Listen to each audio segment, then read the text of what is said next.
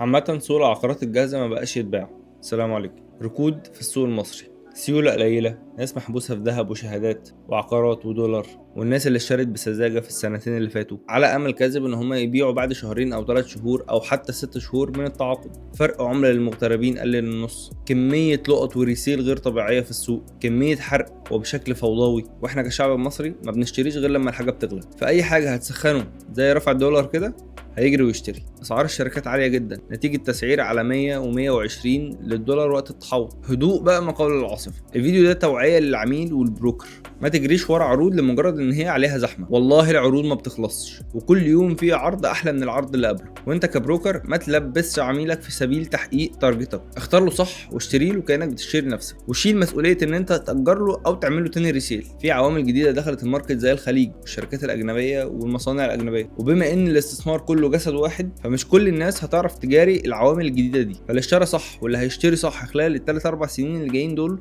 هو اللي هيعرف يجاري الامور اللي جايه دي. وعامه دي نقطه قويه جدا للي بيفهم. مع السلامه.